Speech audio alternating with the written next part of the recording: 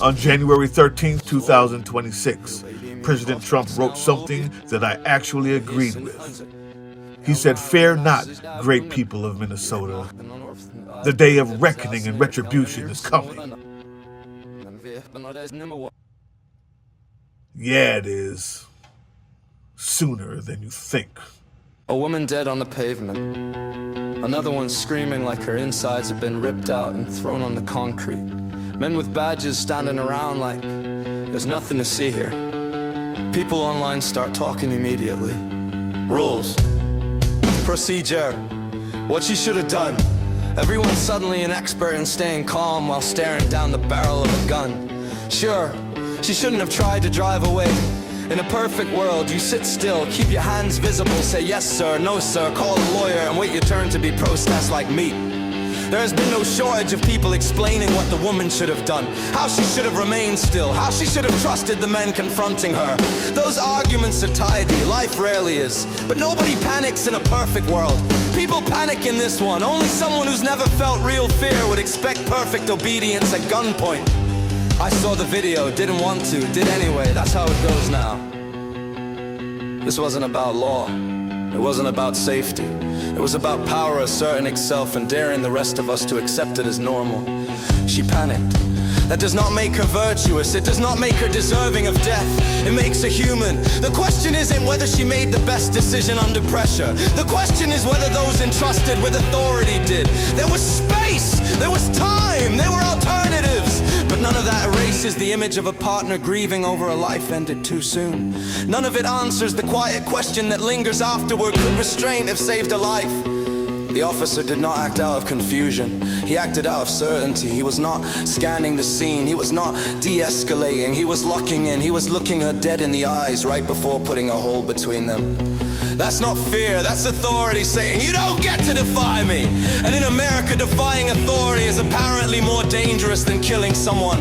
Then comes the doctor. A doctor tries to help. One of those people who still think saving a life is the priority. Turned away, denied. What kind of society are we becoming if obedience is valued more highly than restraint? Law is not order if it abandons humanity. Power is not strength if it cannot tolerate fear when compassion was subordinated to procedure. The situation revealed its true character. Systems do not prove themselves by their rules, but by how they bend them when life hangs in the balance. If you accept a world where panic is punished with death, then no one is truly safe. Only temporarily compliant. Fear does not arise spontaneously. It is cultivated, it is reinforced through spectacle and silence. And when fear finally erupts, the system points to it and says, see, this is not justice, this is intimidation with paperwork. Now officials speak, borders are drawn. Attention shifts, but grief does not shift. The scream will not be archived, it will not fade with the news cycle, it will echo where trust once lived. You are told to comply, remain still, trust the system. But fear does not obey scripts. Fear arrives when people believe they may be taken and never return. Fear is not a crime, and yet fear was answered with a bullet. You may hear there was chaos, you may hear there was no choice, but anyone watching can see there was space, there was time. There was restraint waiting to be chosen. It was not, because America never fixes problems, it just changes the channel. But that scream doesn't change the channel, that sound stays. And if this doesn't make you uncomfortable, you've been successfully conditioned. A country that mistakes fear for guilt and authority for virtue is a country heading for a long, ugly hangover. And when it wakes up, there will be a lot of blood on the floor, and a lot of people will be asking how it happened, like they weren't watching the whole time.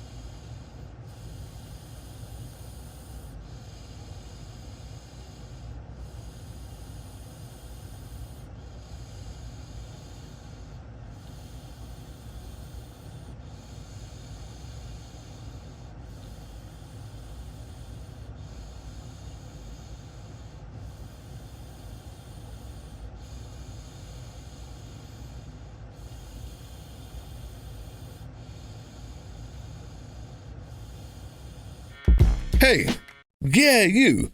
Before you click away to watch someone unbox a tactical toothbrush, let's talk about something real. Political Drain isn't just another content mill. We're a digital front in a very real war. Not with bullets, but with ideas, with action, and with solidarity. We pair urgent news with critical education. And we build community around actual resistance, not the hashtag kind. The kind that moves. But here's the thing. None of this is free. It isn't. Behind every video is time, labor, research, and some weird guy asking if we're going to pay the hosting bill. And yeah, some of that money goes to things we can't necessarily say out loud.